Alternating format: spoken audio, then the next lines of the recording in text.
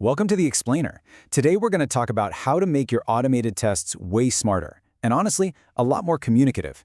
We're going to break down how you can get your tests to automatically react to their own results, and then generate these beautiful professional reports. All right, let's kick things off with a scenario that, well, if you're in software testing, you know this one all too well. It's that classic morning after the test run problem. You've totally been there, right? You walk in, you see a test failure, but the log, it gives you nothing, no context. You have no clue what went wrong, which means you've got to rerun the whole thing and waste a ton of valuable time just playing detective. Now, just imagine a different world for a second. What if a failed test could just instantly take a screenshot of the error?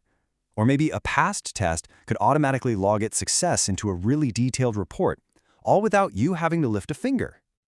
Well, this is exactly where a really powerful concept and the TestNG framework comes into play. Listeners, they are the absolute key to building this kind of automated reaction system for your tests.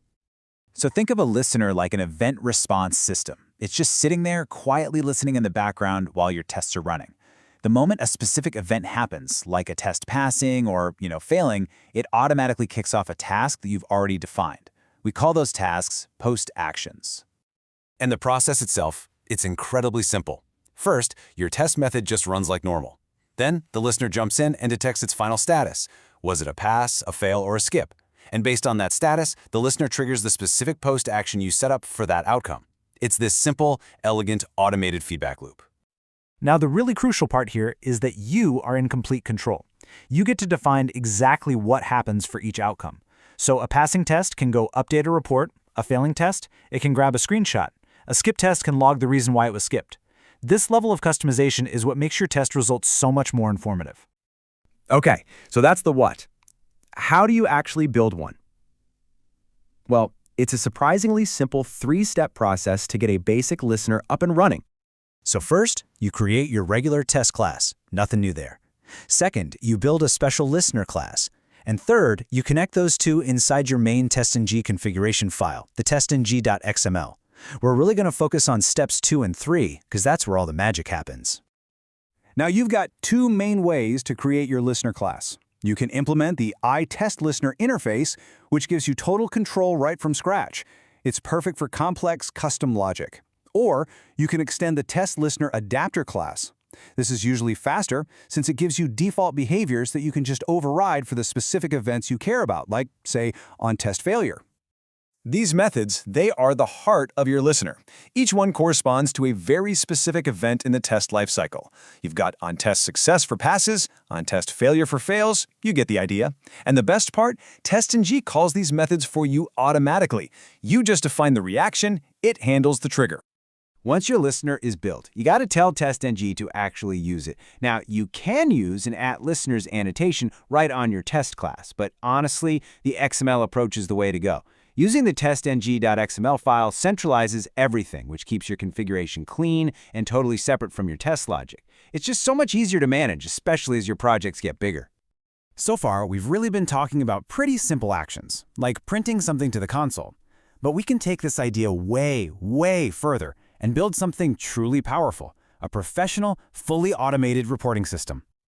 So instead of just spitting out basic text, we can use our listener to generate a rich, interactive HTML report with a really popular library called Extent Reports. And this takes our test feedback to a completely different level. Extent Reports is built on 3 main classes that all work together. Extent Spark Reporter, that's the designer. It handles the look and feel.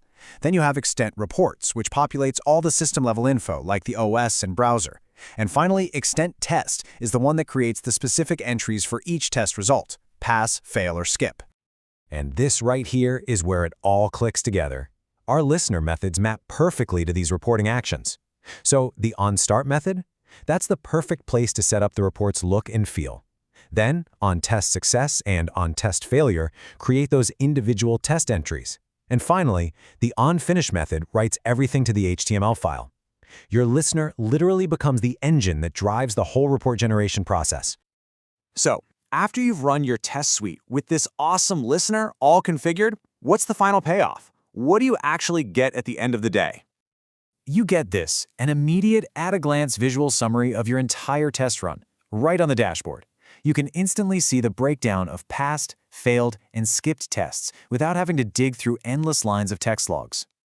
But it's so much more than just a pretty chart. This is not a static log file. It is a dynamic, professional-grade tool. You get an interactive dashboard, you can drill down into detailed views for each test, you get graphical analysis, and all the system information is logged automatically. It gives you deep, actionable insights into the quality of your test automation.